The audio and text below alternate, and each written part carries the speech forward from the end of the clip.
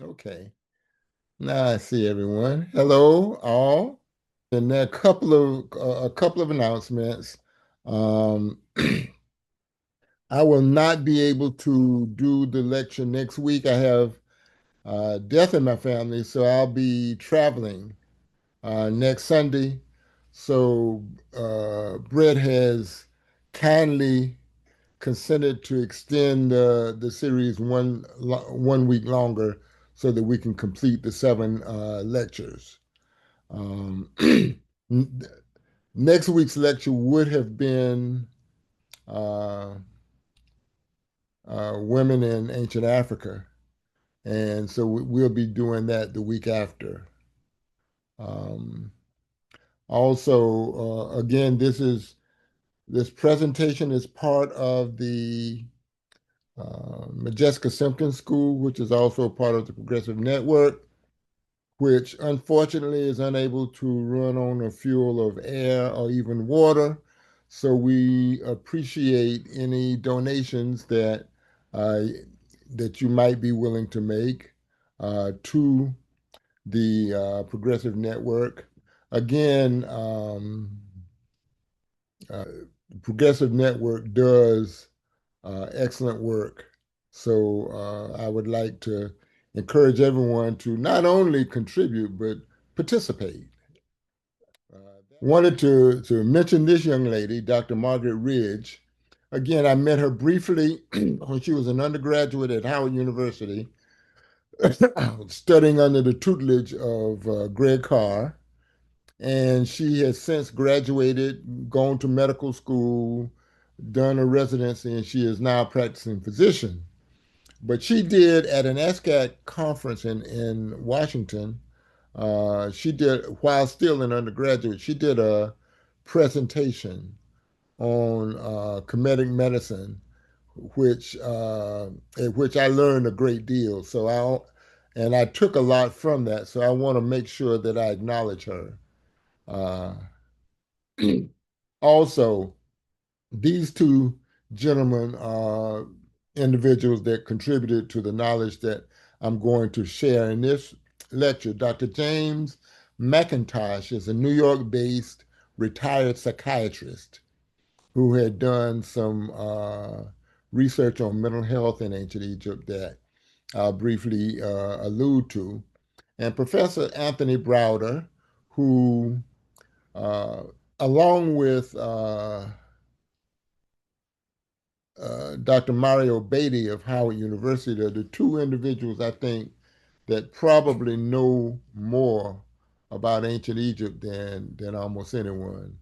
Um, and I've learned a great deal from them. Um, I may have shown this before, but George Orwell, who controls the past, controls the future, and who controls the present, controls the past. What we are involved in here is what the Akan people of Ghana call Sankofa, which means go back and fetch it, knowing your history so that you can forge a meaningful future. In the last 2 lectures, I've said this, and I think I want to do it again. Arnold Toynbee, one of the major historians of the 20th century, said it would be seen that when we classify mankind by color, the only primary race that has not made a creative contribution to any civilization is the black race, followed by Hugh Trevor Roper, who said it is European techniques, European examples, European ideas, which have shaken the non European world out of its past, out of barbarism in Africa. And let us go on. So, the earliest system of healthcare known to man was found in the African nation that we call Kemet. The medicine was a mixture of science and spirituality. Some people call it magic. And it was theoretical as well as empirical. Now there's a lot of attention being placed on the work of Homer with the popularity of the movie The Odyssey. But Homer is given credit as being the very first European to write anything, although there are many scholars who kind of doubt the existence of any human being called Homer and say that what what he compiled was a what was compiled was a series of folk myths. Uh, at any rate, that's neither here nor there. But in book four of the Odyssey, he said, in medical knowledge, Egyptians are supreme among men. And he went on to say, every man is a physician, wise above humankind. And I think it's interesting because so often we are satisfied to give credit to the Greeks for almost everything, when if you would take the time to read what the actual Greeks said, they give credit for everything they did, almost everything they did to ancient Egypt. And I think that's profound.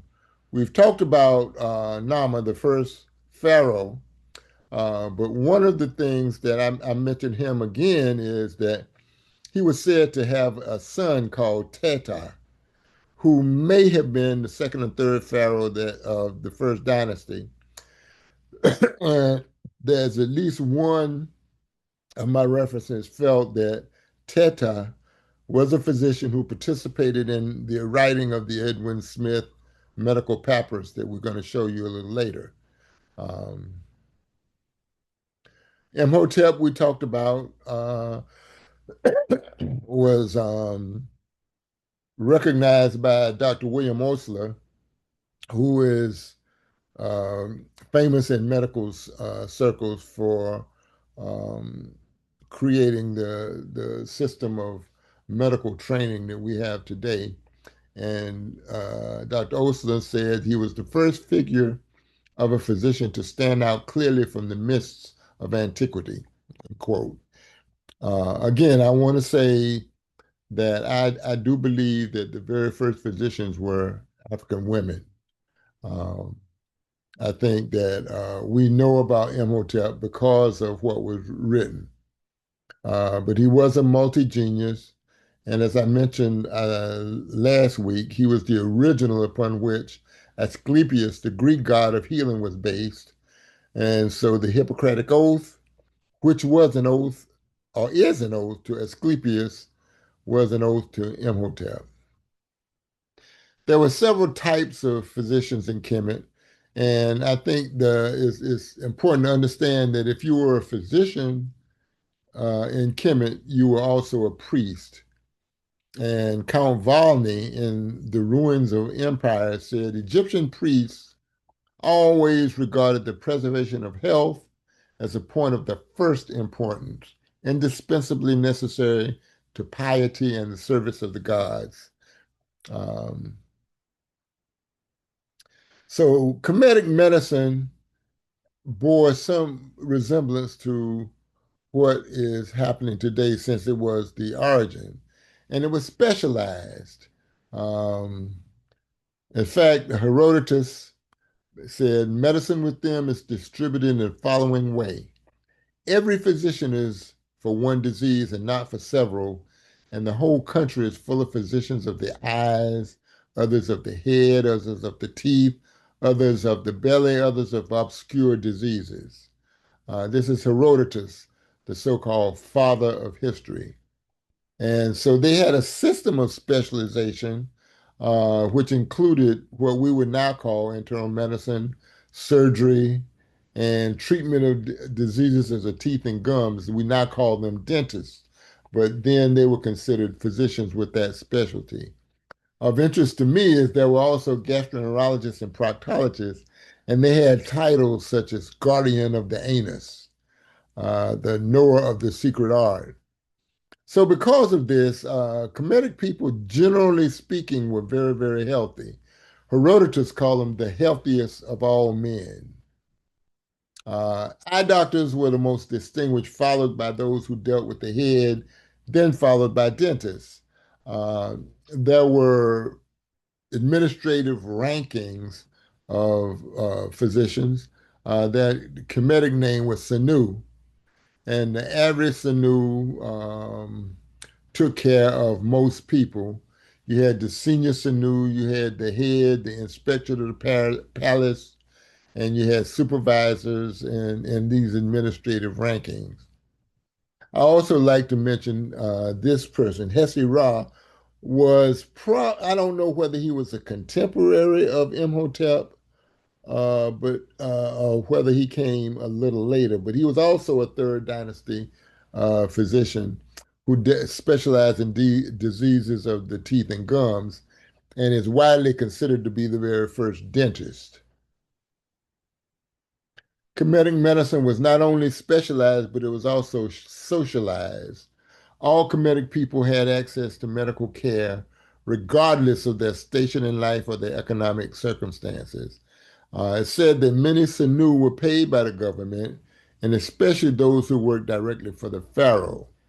Um, and there were systems of medical insurance and sick leave also in existence. Um, I think it's interesting when we talk about socialized medicine, uh, the American public has been brainwashed to look down on socialized medicine, wherein if you look at the rankings in contemporary times, you look at the rankings of the most highly rated nations in terms of healthcare. United States, at best, I think, is 17th, and many rank them as low as 67. But what's interesting about that is that almost every nation who ranks above the United States in terms of healthcare have socialized medicine. So I think that is interesting. And many of these nations not only have socialized medicine, they have free education. So just a side point. Besides being specialized and socialized, it was non-sexist. There were no barriers to women becoming anything they wanted to become, including physicians. Uh, the majority of physicians were men, and that's probably more because of tradition and convention. The very first mentioned, and I said known, but the first mentioned female physician was Merit Ptah of the Second Dynasty, who was, but there are some people who believe that she never existed and that she was an invention of Canadian feminist Kate Campbell, Heard Mead, in 1938. So that's kind of up in the air. However, the earliest known female physician that we know about for sure was Lady Pesachet of the Fourth Dynasty. And her title was Lady Overseer of the Lady Physicians, which obviously indicates there were other female physicians. She's buried in Giza. The reason we know about her is because of what her son wrote about her. There are no obvious uh, depictions of her. There were no pictures or anything else. Now, I think it's important to mention there were no female physicians known in Sumerian and Mesopotamian history. And the first known Greek female physician was in the 4th century BCE. Her name was Agnides. Besides being specialized, socialized, and non-sexist, Kemetic physicians were held to very, very high standards. Patients and their families could stimulate investigations into performances, and if the physician was proven negligible, he or she could be punished. They could also be punished for deviating from the teachings of the medical text. Um, so these are physicians. Now, you also had surgeons who generally were priests of the lion-headed Neter Sekhmet. Sekhmet was part of the very first Trinity, along with her husband Ptah, but she was the goddess of healing, but she was also the netcher of war. So her priests provided care to those who were injured on the battlefield. And in one of my references, they said that these priests were considered by some to be the very first organized medical association. This is Sekhmet. She was, again, the netcher of the aspect of the great god of who concern was war and healing. She had the head of a lion and the body of a human female.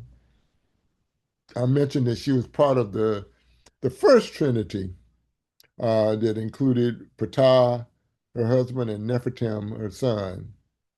Her veneration diminished and eventually disappeared after Alexander conquered Kemet in 330 BCE. Orthopedists were those who took care of broken bones and amputations, and they were not considered to be physicians. They were considered more to be artists, which is interesting. But there is evidence of surgical amputations. Obstetricians were those who delivered babies, and they were more considered more to be midwives rather than physicians. Women present at the birth of a child acted as netchers. Uh, Het Haru, who was the netcher of love, sexuality, and maternal care or femininity, she was called Hathor by the Greeks, and they ended up uh, patterning Aphrodite after Het Haru. Um, and Heket, who was the netcher of fertility, and Aset, who was the netcher of queenship and motherhood. Now, there are quite a few medical textbooks that we're going to go over, and I think that they were usually rolls of papyrus, and the pages were approximately 40 centimeters long and 32 centimeters wide, and they came in pieces that were 8 meters long. Most were written in a Middle Egyptian language called Heretic, which was the everyday script. Um, it's between cursive and printing, and it's read right to left. Titles, details about disease, diagnosis, and treatments with quantity and instructions for drug intake were generally written in red, and everything else was written in black. A lot of these have been lost by grave robbers, who we now call archaeologists and Egyptologists and anthropologists, but basically a lot of them are grave robbers. The Edwin Smith papyrus is perhaps one of the better known of all the medical papyrus, named after the man who discovered it, or stole it, or bought it, or however you want to say. It was written approximately 2600 BCE, or about 4600 years ago. It's more than 15 years old. It contained therapy as well as magical incantation, but it was a very organized and systematic surgical textbook, and it revealed a detailed knowledge of surgery, surgical anatomy, and surgical techniques, some of which are still used today. The front of it described 48 cases of surgery of bone and external pathology, methodically arranged from the head and moving downwards to the feet. The backside had prescriptions, including a diagnosis of a female disease and 2 beauty treatments. As old as I just said it was, it's believed to be a copy of a much older book. And I think I mentioned that Teta was believed to be the author by some people. This is kept at the New York Academy of Medicine. The Ebers Papyrus, and this is how it looks, was written about 1500 BC. It's the largest of the medical papyri, more than 60 feet long, and it teaches anatomy as well as pharmacy. Has more than 870 specific remedies and mentions medical uses for more than 500 substances. What's interesting. They describe the relationship of the heart and the pulse thousands of years before Harvey, who is given credit for making those discoveries. It has chapters on gastroenterology, dermatology, and ophthalmology, and it's kept in Germany at the University of Leipzig. The Cahoon papyrus, and this is how that looks, is more of a gynecological papyrus dealing with women's diseases. It actually has a section on veterinary medicine. It's the oldest papyrus written more than 3,800 years ago, and it's kept in London at University College. The Chester Beatty papyrus deals with diseases, treatment of diseases of the anus. It's the smallest of the medical papyri, believed to have been written in the 19th dynasty during the reign of Ramses II, if you remember us talking about him. That's also kept in the British Museum. The Hearst Papyrus is kept at the University of California, and it's kind of believed to be a practical handbook, kind of like Cliff Notes, and probably written about 1550 BCE, contains treatments for ailments of the skin, heart, bladder, chest, dental ailments, parasitic diseases, fractured limbs, and the loss and whitening of hair. It was discovered by Americans in 1901, and again was written, believed to be written during the 18th dynasty during the reign of Tutmosis III. It's dated older than the Ebers Papyrus, although one-third of the Ebers Papyrus is found in the Hearst Papyrus. That's why they think it's more like a cliff notes. The London Papyrus, also kept at the British Museum, is also believed to be a practical handbook. Magical formulas for treatment of diseases of the eye, gynecological disorders, and burns, written about 1350 BCE. The Berlin Papyrus, written about between 1350 and 1200, and it's actually two papyri which were discovered near Saqqara. Again, it's also believed to be more like a cliff notes than an actual textbook, and a book of neonatology and pediatrics because it deals mostly with childbirth and children. It contains a urine test that was used to diagnose pregnancy. It also has some mathematical equations, but it's kept in Berlin. The Carlsberg Papyrus uh, contained a method of diagnosing sterility in women, which, according to Shake the Joke, was copied word for word by Hippocrates. It contains mainly gynecological prescriptions and material concerning pregnancy, and it's kept at Copenhagen. The Brooklyn Museum Papyrus is a book dealing with herpetology and ophiology, describing various reptiles and the consequences of and treatment of their bites. The Ramesium as concerns ocular diseases, pediatrics, vascular disorders, and women's diseases. What is called the magical papyri of Leiden, contain remedies and magical formulas against various conditions. Again, it's a copy of an older text, and it's kept in Leiden.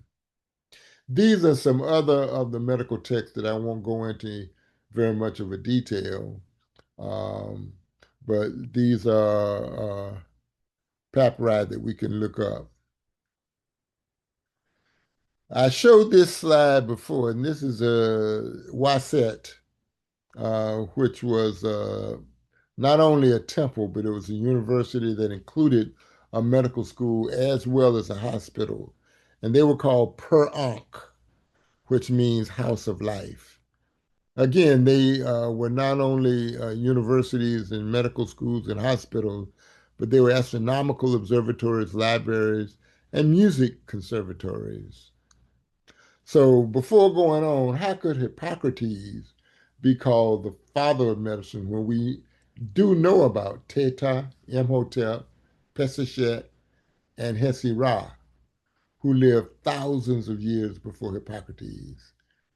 And according to some of the references, they showed that Hippocrates studied medicine in Kemet and copied many of his remedies from the Cameo.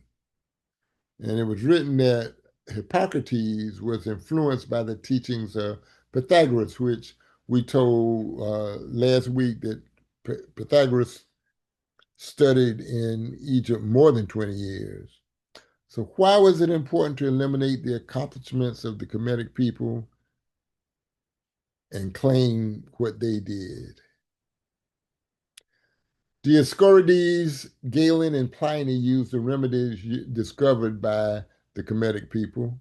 In fact, Galen continued to visit Kemetic temples and the library in Alexandria in search of medical knowledge until it was destroyed.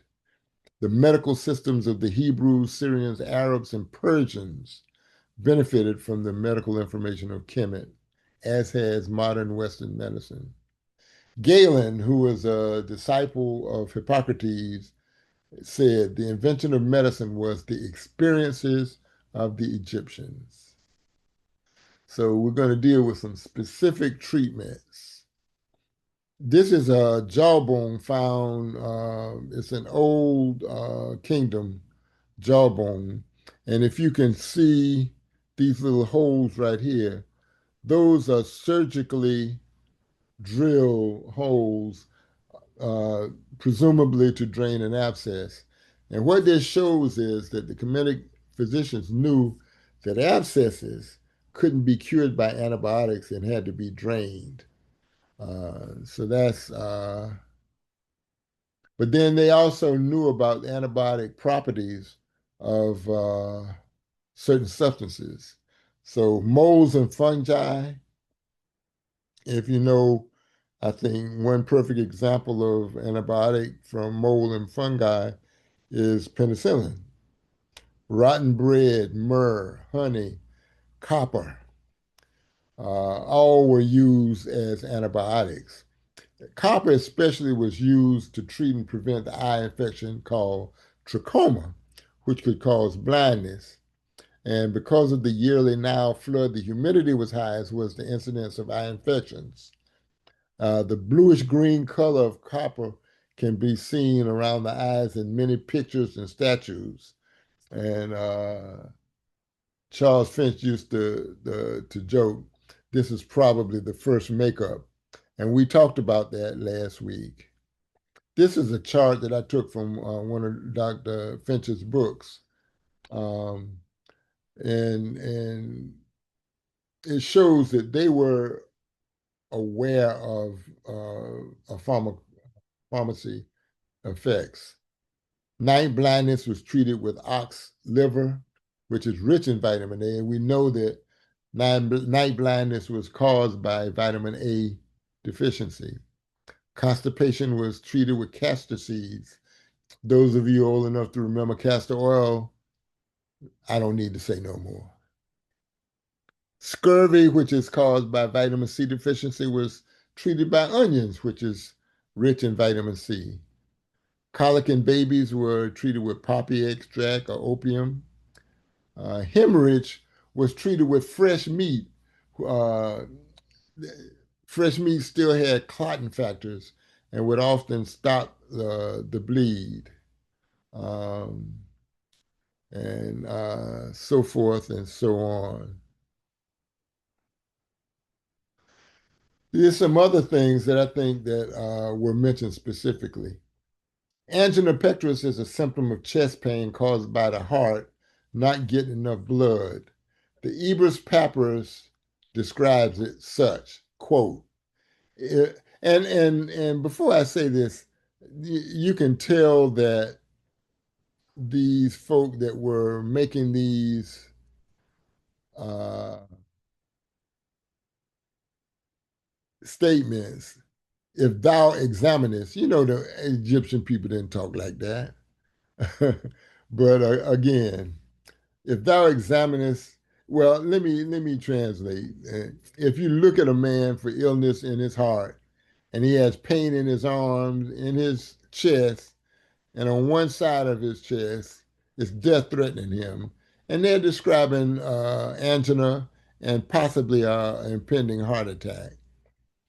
In medicine, a Stokes-Adam attack is a fainting caused by an abnormal heart rhythm, and the comedic physicians call it faintness due to a dumb heart.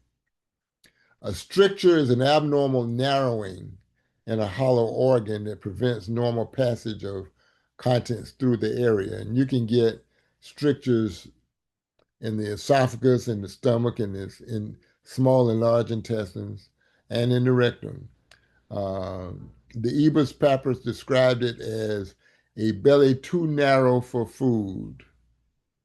Rectal problems like bleeding, burning, hemorrhoids were treated with several specific remedies that were given as suppositories, enemas, oral medicines, and local ointments.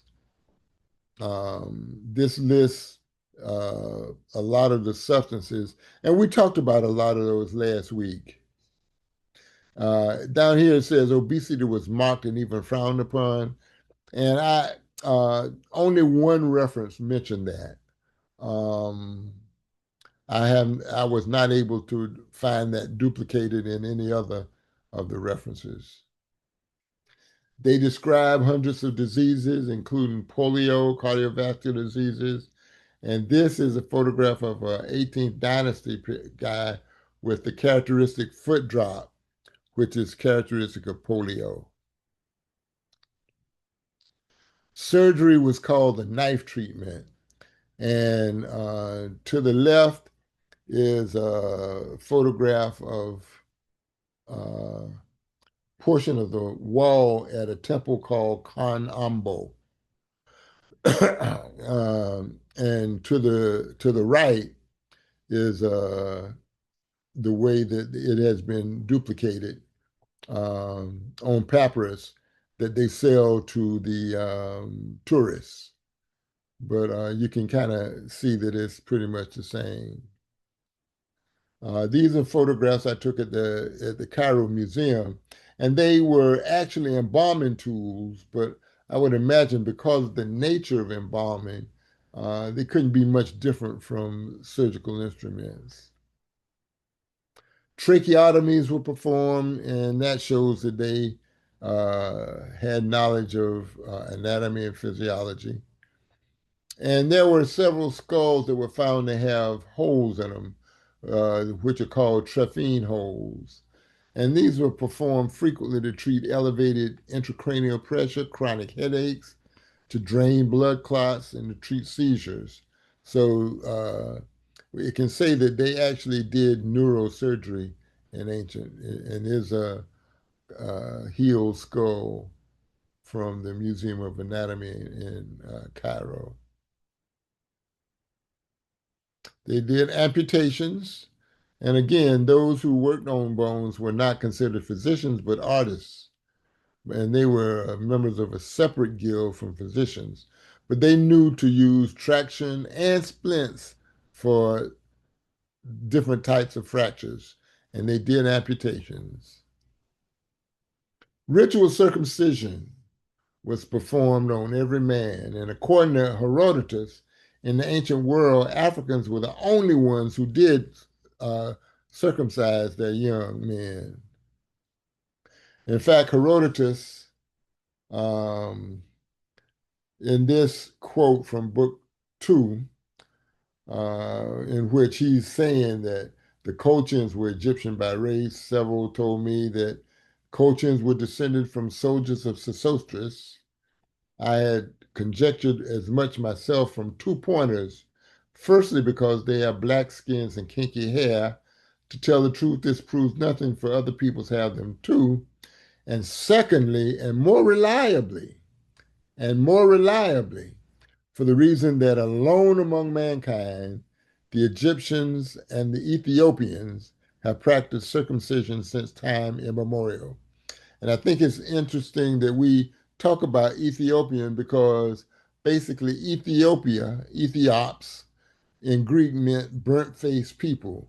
So basically, Ethiopia was a description of a black country. As oh, wall carving uh, showing a circumcision, and this is the same thing that was duplicated on papyrus. They were able to treat lacerations. Uh, Obstetrics was familiar. Only women were allowed in the birthing room. Um, in studying the papyri, the medical papyri, it becomes obvious they knew about uterine prolapse and treated it appropriately. They had knowledge of contraception and knew how to induce abortion. And women gave birth in a birth seat sitting while sitting upright using gravity. And because of this, traumatic injuries to the mother and child were minimized, although Western medicine is getting back to that now. This is also a wall at the Temple of Kanambo that shows a woman giving birth in a birthing chair. This is another one in Kanambo. They had methods to induce labor. They call it to loosen a child in the belly of a woman. They had methods to expel the placenta after childbirth, and they called it remedy to cause the placenta of a woman to go down to its natural place. Now, some of the methods that they use of contraception, uh, breastfeeding, we know today, honey and natron sprinkled into the vulva, and crocodile dung placed on moistened fibers at the opening of the uterus, which was probably a kind not very tasteful. Acacia tips, colocynth, and dates bound together by honey placed in the vulva. Now, neurology, the Edwin Smith papyrus described the meninges, which is the fibrous layer that surrounds the brain and spinal cord. And the Edwin Smith papyrus described the meninges as well as the cerebrospinal fluid and the convolutions of the brain. The Ebers papyrus described hysteria, alcoholism, and depression. And the treatment included application of body fluids while reciting magical incantations. They used medications which tend to be hallucinogens. They did voluntary retreat, similar to asylums. And there's no mention of madness, however, as a manifestation of spirit possession as in other cultures. I also like to show this, the left eye of Horus. Now, the left eye of Horus is very significant in a cultural, religious thing I won't get into now, but you can see the relationship to what we now call therapy or the modern druggist sample.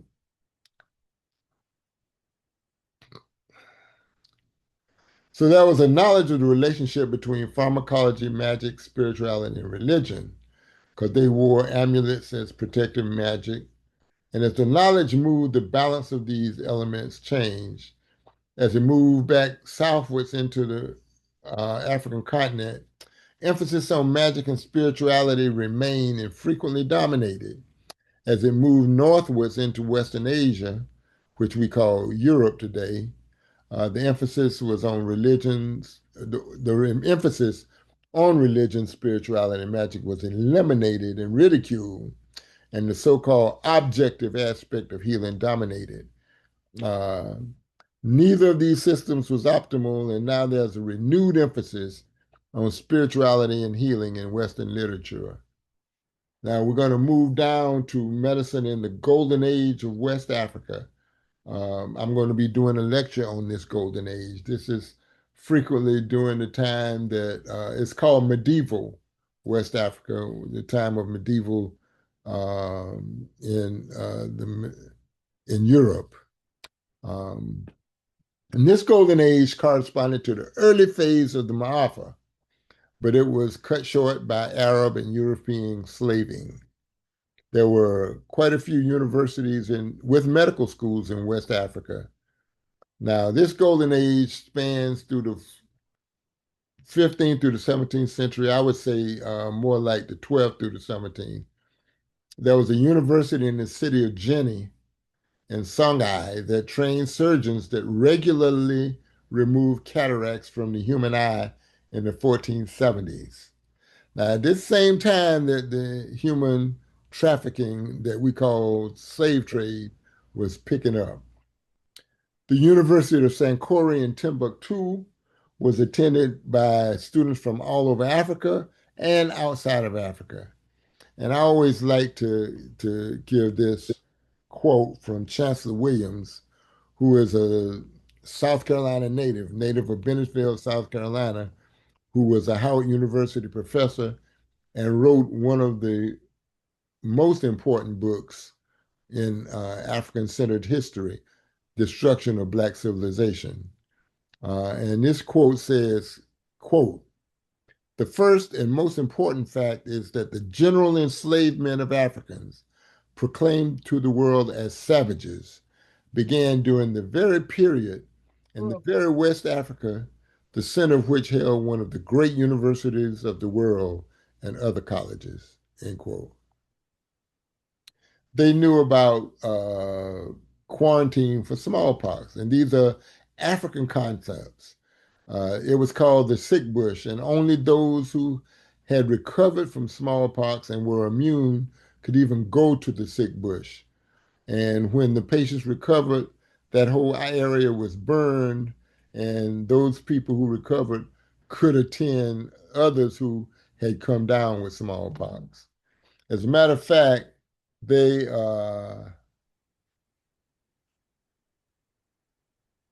had a way of immunization that they call buying the smallpox.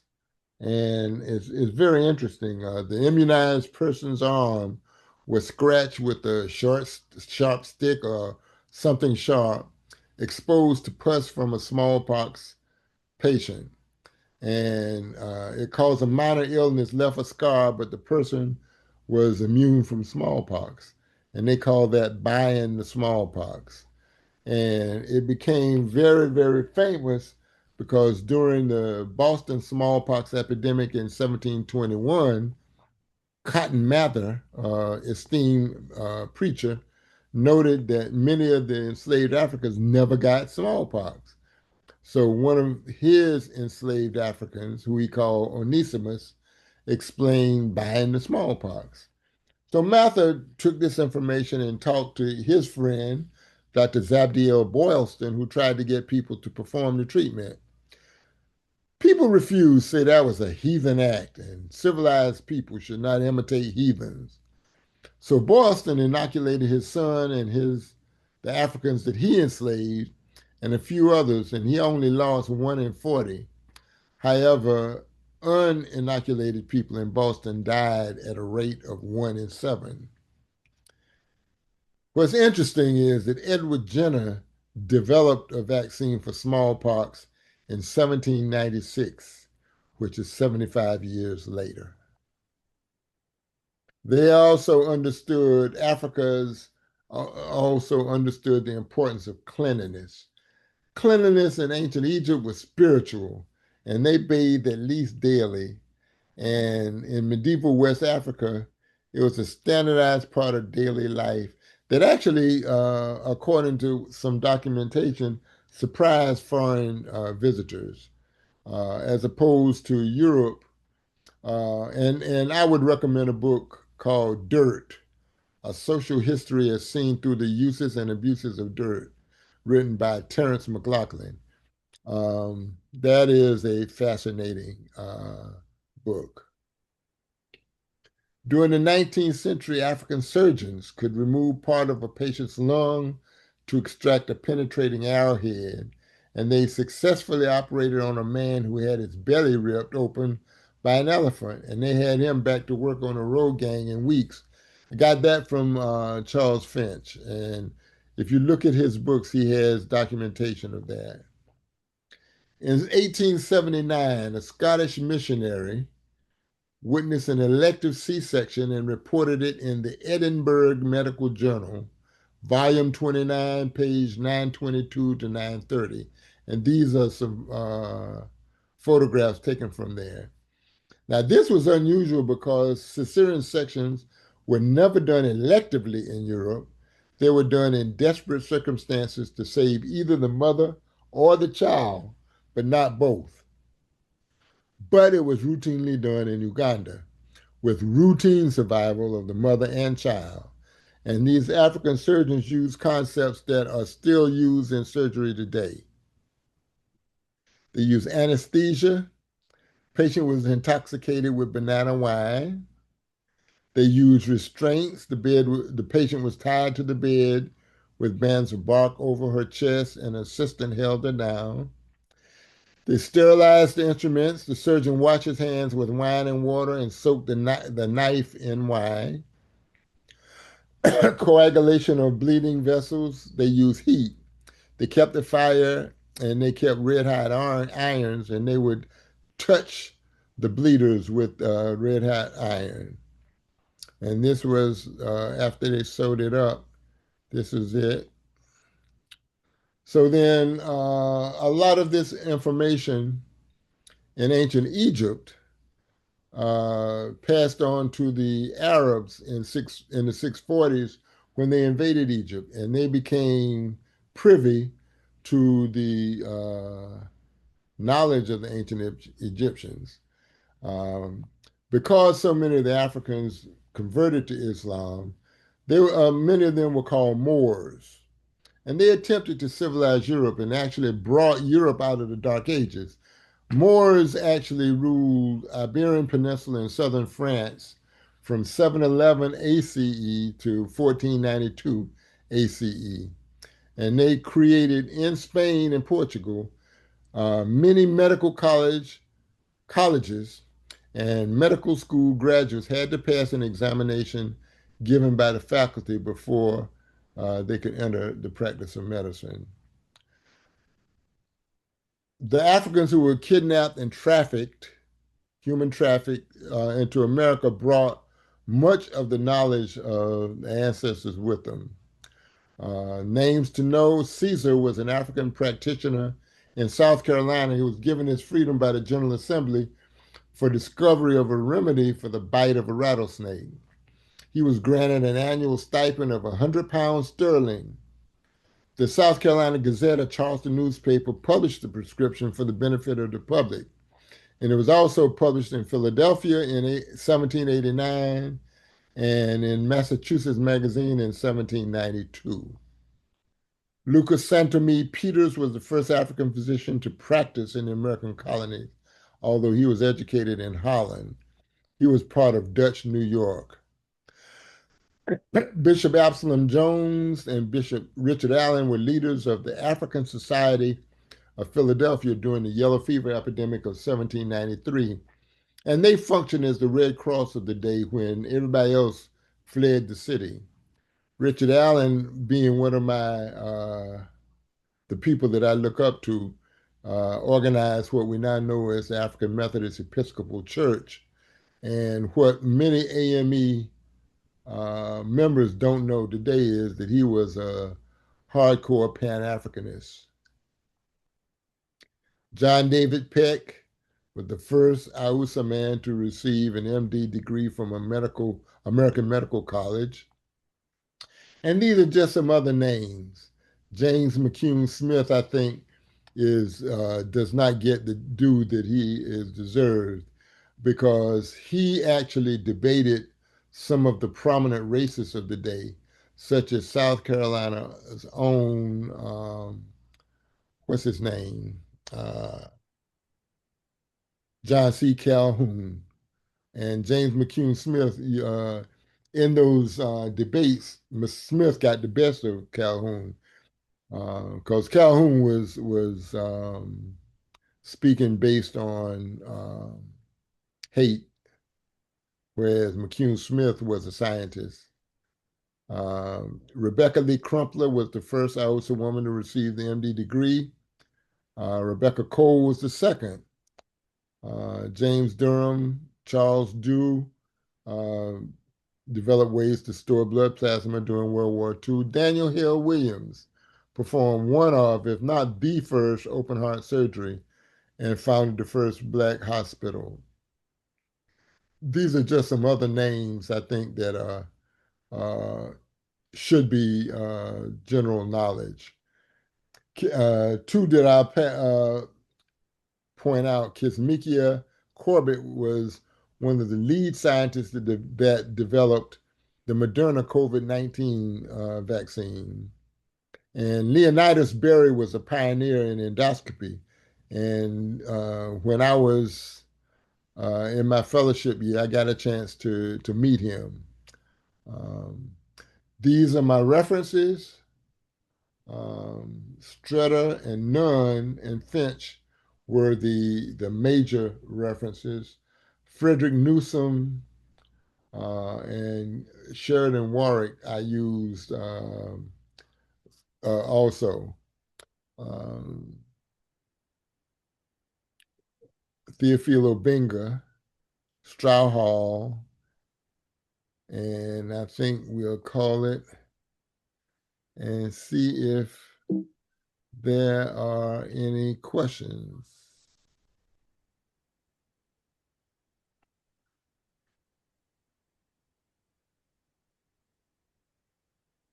And thank you all for your attention. Questions, comments, concerns, criticisms? Um, I wanted to know if is there a reason that people in Kemet needed contraception? That's a good question, Doc. Um, I would imagine that the reasons that they I wouldn't say needed, but the reasons that they wanted contraception were much the same as some of the reasons today that pregnancy may not have been a timely desire at that time. Um, but other than that, I don't know of any other reason. Can you think of anything that might have been the case? Um, Other than maybe some medical reason that they couldn't have another child because of some complication. Absolutely, yeah. That's certainly something to think about.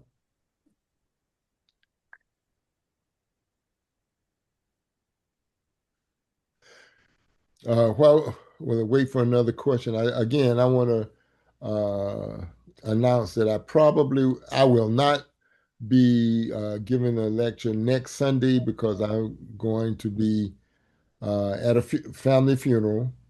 But the Progressive Network and the Modjeska School have agreed to extend the series another extra week. So instead of the last lecture being on the 23rd, the last lecture will be on August the 30th. And Dr. Gallman, we'll send out something to the list of people that have been participating so the people that weren't here to hear that know that it's been moved back. Thank you. Thank you. And while I have your attention, I'll ask a question. The time frame between Hippocrates, you said something that threw me off in terms of that Hippocrates going and studying for many years, being X number of years before something else. And the time frame of the visits of the Greeks and the Romans to Alexandria is a question of how long before the time gap between people, those folks from the northern Mediterranean going to Africa, and the time that these things that they learned were attributed to people that weren't from Africa. And that was one thing. And there had just been something recently I read that's interesting, and I can understand how partially true. There were no books in the Library of Alexandria that was mostly oral and stories. But there's papyrus now. So speak to those two things. Well, the Library of Alexandria contained a collection of papyrus, books on papyrus. Hmm. Um, so that is why the fire was so devastating when it was destroyed, because it destroyed much of most of those papyri. Now, what was the first question? Well, just the distance in time between some of the Greeks to which we attribute the founding of things and Uh, their visits to Alexandria. well, the earliest Greeks that were allowed to come into Kemet to study is estimated between 6 and 800 BCE. Um, and so we know that Imhotep lived Oh, more than 2000 BCE. okay. Okay. So that was late in the Kemetic game. I got it straight now. Thank you, sir. Okay.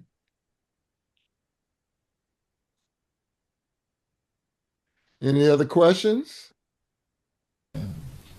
Yes, Dr. Gallman, I'd like to know um, why do you think that some of these ancient practices later came to be so stigmatized, like associated with witchcraft or sorcery by religious missionaries and colonializers?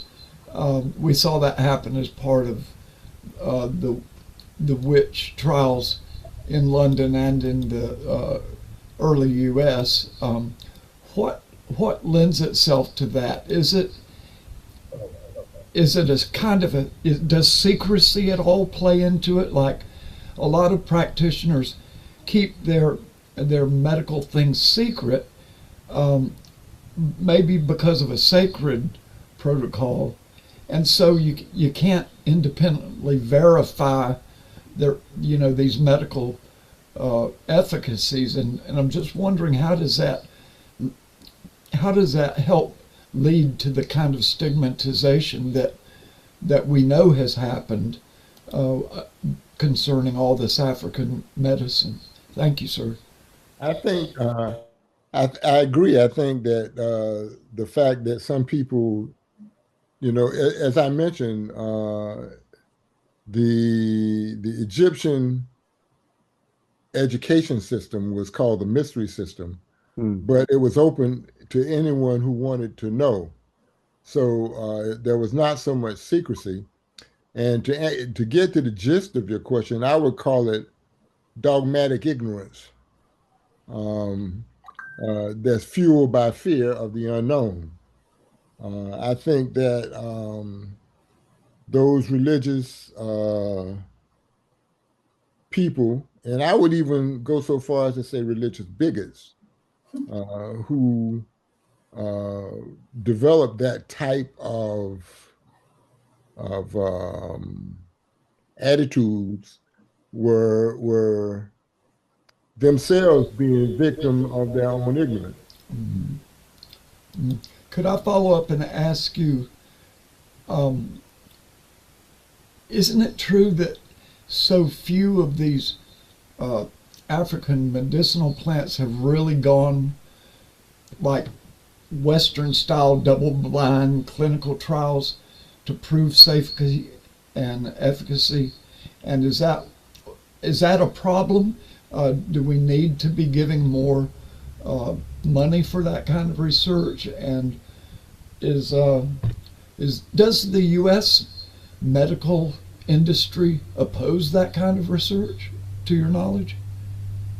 Again, it deals with the basic epistemology and axiology of the systems. Um, the European axiology, general and epistemology usually accepts only that they can see, feel, taste and touch as being real, whereas African epistemology, which has passed down from generation to generation, generally has a belief in the unseen. We believe more in spiritual things. Now, in terms of double blind, I think that a lot of the um, the remedies of Africa have been studied in double blind, and I would go so far as to say many of the medications that we take for granted now were medicines that were used in their raw substance um, by Africans. Um, One example, which is actually not so much used now, is digitalis, which is used for congestive heart failure. That was an African remedy that was studied, underwent double-blind studies, and then not only did they start using the digitalis from the plant, but they started making it artificially. They started making it in the lab. Quite a few other medications um, have been that, but you don't hear about that. Uh, Again, the scientific method is primarily European, and it has some advantages, yes. But I think that when it is applied too rigidly, it has there is a big chance for it to destroy itself or hinder itself. Dr. Gallman, if I can offer my social engineer's observation to this particular element of the discussion, it's about knowledge and power. And the ancient Egyptian knowledge was, as you said, free to people. The pharmaceutical industry cannot make much money off things they don't own and control. And so I'll leave it at that and let people kind of concur what gets the difference between keeping people healthy or curing them with your expensive pharmaceuticals. Thank you, Brett, for that. I think that that is the biggest truth that we sometimes don't acknowledge. Thank you. Jump, Jim. Dr. Gallman, Yes, sir. can you kind of reorient me on when you talk about AD versus or BC versus AD or BCE? With the ancient Egyptians going back so far back in developing all that we've been covering these few classes up to AD, can you kind of give me a linear time span of understanding what kind of time that was as related to the AD time? Okay. So most of us on on on this lecture are in the generation where we learn to measure time in terms of um, BC, before Christ, and AD, Anno Domini. What is used now is BCE, which is before the Common Era, which uses the same time frame, zero, and ACE, after the Common Era. So it's the same time frame with different names because it came, obviously the people who came up with BC and AD were Christians, but they finally came to the realization that Christians don't make up a majority of the world. So they had to come up with something that would be acceptable in a non-religious form. So when you talk about, say, 2000 BCE, and we know now that is 2026 ACE, then we're talking about more than 4,000 years ago. Does that help? Yes, thank you. Okay.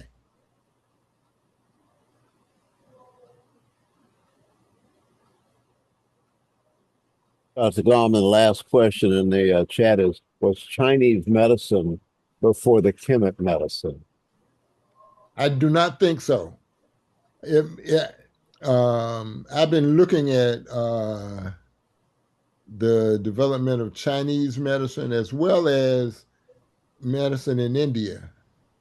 And what I found is that the medicine in India was shortly after, as was Chinese medicine, shortly after the Kemetic medicine. Um, So I don't think that they were necessarily contemporaries, but that wasn't that big a gap. But what we do know is that they were all um, way ahead of European medicine, perhaps millennia ahead of European medicine. That's all from the chat side, Dr. Gallman. Okay, if not, I think I'll go feed my face. Did you ask your question? And the rest of your body, please. Swallow. Thank you all for Remember your to swallow. attention. And I hope to see you in 2 weeks, in which we'll talk about women in ancient Africa. Okay, thank you.